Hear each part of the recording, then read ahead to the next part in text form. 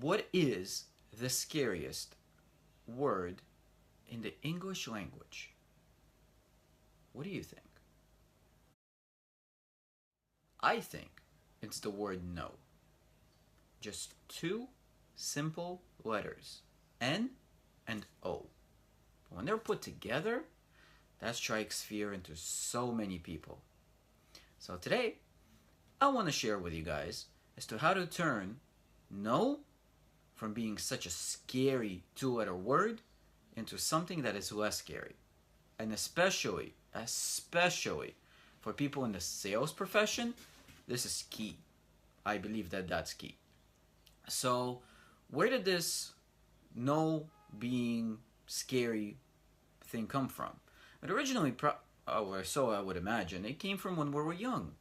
When our parents would tell us no, and that would, after a while, either stop us or not. And then there would be the don't talk to strangers, and then the other things we are not able to do as kids. And as we grow into adults, we remember that the word no is a bad thing, and we do everything possible to avoid getting a no.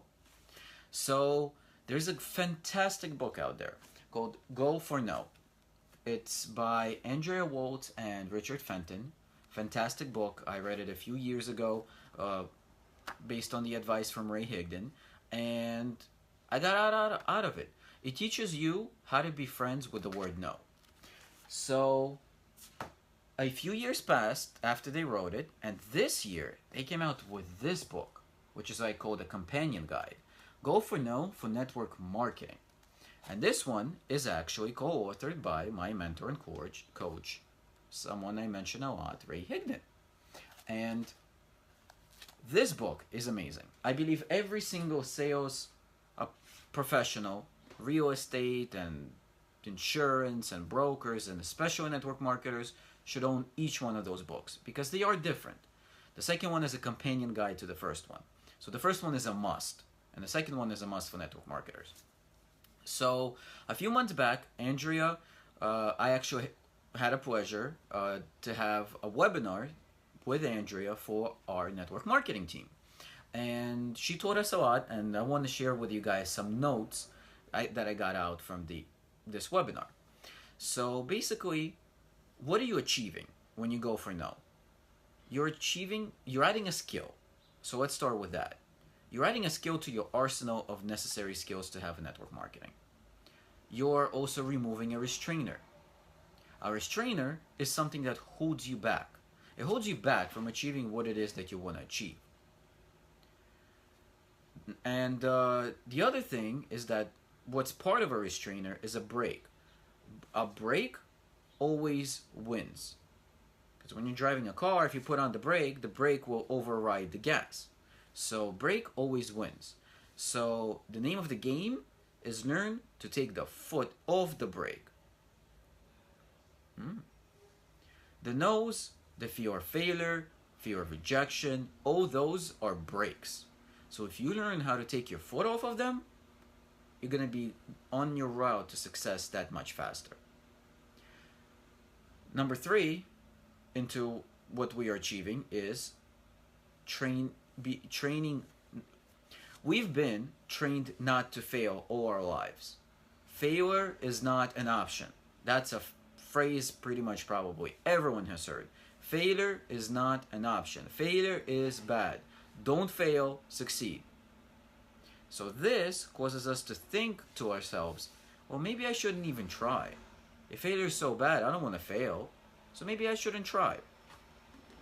And that leads us to never trying and never attempting new things that we don't know about. And that is all because of our past and how we're programmed up here. So typically, when you hear the word no, what does that no mean to you? How do you respond both internally in your mind and externally in your actions? Most people think they're not doing the right thing when they hear the word no. Because again, as kids, we've been told no, don't do this, or no, don't do that, and that means that it's something negative. So when we're moving on as adults and we hear the word no, we think we did something wrong. And we respond both internally and externally. So, and however we respond to this rejection, that's what drives us. And that's what will drive you. So instead of avoiding rejection, increase it. That sounds so weird, right? Why would you want to increase your rejection? Well, that's the whole premise of the book of Going for No. So I don't want to spoil anything for you. I'll just share the notes from the webinar, but I really recommend you guys read it. So share your products. This is how you, instead of avoiding rejection, increase it. You share your products. You share your story as fast as you can with as many people as you can. The more people and as fast as you do it, the more rejection you will have. So you're increasing your rejection. So instead of prejudging people and determining whether a person will say no to us or whether they'll say yes to us before we even talk to them, we usually say no for them. Nah, this guy looks too sharp. He's not interested in what I have to offer. Or this gal looks like she doesn't need money. Or my friend is too busy. We say no for those people before they have a chance to. Because that makes our brains react differently. It makes it easier for us. If they ever do say no, then it came from us, it didn't come from them. And this no stops us from going and getting the opportunities that we can to make us successful. So what do you have to do? Instead of avoiding it, you embrace it. Don't say no for those people. Let them say no. Because a lot of times when we do say no for them and we approach them, nah, he'll never say it, and then you actually approach them anyway, you'll hear yes, and you'll be like, whoa, I just prejudged them. And sometimes when you think they're going to say yes and you approach them and they're going to say no. And that's not a problem because it's just a no or it's just a yes. It doesn't mold you as a person. So imagine this. The old model, and something that we've been taught for a long time, is failure is over here, you're in the middle, success is over here. So in order for you to, you do something in your life and you either fail or you succeed. The new model, and that's what they teach in this book, and that's what Andrea taught us in the webinar, is you're here, failure is here, and success is here. You, failure, success. You cannot get to success without failure, going through failure. And the more you fail, the bigger your success is going to be. That was a very weird concept for me to hear the first time. I was like, whoa. I always thought you're here, you either succeed or you fail. But the successful people know that in order to succeed, in order to truly succeed, you have to fail first. So you take the no and you use it as a fuel to keep going forward. You learn how to handle the no's whenever you hear them. And that's a major skill to have in the sales profession. So, and there's 5 levels of failure. So since now we just learned that you're here, failure, success, you know you need to fail, and there's 5 different levels. So let's start first. Level number 1, and that's the lowest level, is the ability to fail. Level number 2 is the willingness to fail. That's where you want to fail. Now, that's where you're willing to fail. Number 3 is the wantingness to fail. That's where you want to fail and you're looking actively to fail. Level 4 is failing bigger and faster. How do you fail bigger and faster? You make your goals around that. And that's, once you start doing that, that's level 4 of failure. Level 5 and the highest level, it's failing exponentially. So not only are you failing, but you're also enrolling others to fail with you. That's the highest level of failure. And that's the highest level of success as well. So create a no awareness and set no goals. No awareness and no goals. See where you are. Take an honest look at how many no's you are getting.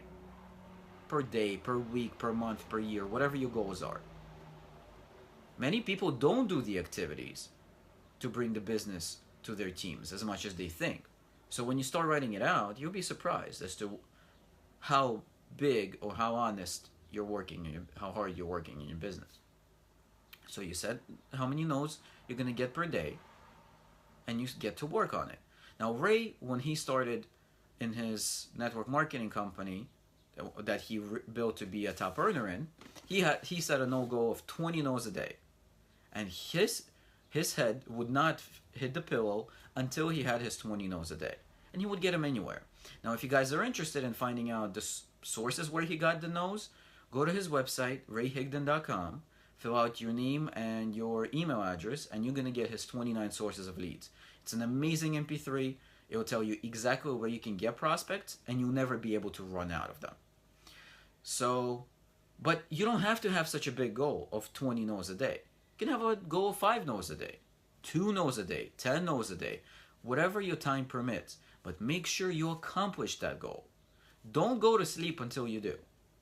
Another one of the trainers who I listened to, Cesar Rodriguez, he said that his goal was, I believe, 2 people a day that he had to talk to. And one day it's 10:30 at night, and he's ready to go to sleep because he's tired, and he's like, wait a minute, I didn't talk to 2 people today. So what he did, he got out of his pajamas, put on some clothing, got in his car, drove to Walmart, because the Walmart is open 24 hours, and made sure he spoke to at least 2 people before he left. Now that is how you handle your goals. That is how you achieve your goals. That is how you succeed, by doing no matter what it takes. Yes, we're going to get shit come up in our lives. Yes, you will. That's how life is. But in order to overcome it, you have to make sure you're hitting those goals. So when someone says no to you, you figure out what you will do with that no. So you have an action plan. You ask that person, can I follow up in a few months just to see if anything changed? Or you can ask them why they said no. Perhaps they have a story behind that no, or a misunderstanding behind that no. Don't just take the no and do nothing with it. Even if they tell you no, and when you ask them, can I follow up with you in a few months to see if anything changed, and they tell you no, that's fine. You got your no. You're on your way closer to achieving your no goal. Remember this. This is from Jack Canfield. I heard this so many times. It's a fantastic thing. I believe it's, some people call it SW squared. No, SW cubed. Some will, some won't. So what? Someone's waiting. Some will, some won't. So what? Someone's waiting. And repeat this to yourself whenever you're thinking that you're failing. Going back to my notes, business requires sharing our story and products as much as possible. So don't let a no stop you for a day or a week, because that's going to slow down your momentum. You have to build your business. In order to build your business, you have to share your story. And while you're sharing your story, you will hear no's along the way. Don't let them stop you. There's 2 things that people do to sabotage their results. Number 1 is they make assumptions. What will people do? What are they going to spend? What are they going to answer? How are they going to answer this question? And number 2 is prejudging. We sabotage our own results by prejudging. You don't know what that person is going to say until you ask them. So take control of the business. The more no's you get, the more you will survive. The more you learn how to get over objections, the more successful you're going to be. So I hope you guys found this useful. Please like, comment, and share. I also want to remind you guys again that as of yesterday, Independence Day, I finally launched my blog that I've been working on for such a long time. I'm going to be blogging almost on a daily basis, providing you valuable content. So head on over there, eugenefedorovsky.com, to check out the trainings and things of that nature. And of course, as always, if you have something that you would like to share with me privately, please reach out to me, send me an email. You can send it to eugene@eugenefedorovsky.com. You can send me a message here on Facebook. No problem. I will gladly help you out. I hope you guys have a wonderful day, and I will talk to you tomorrow.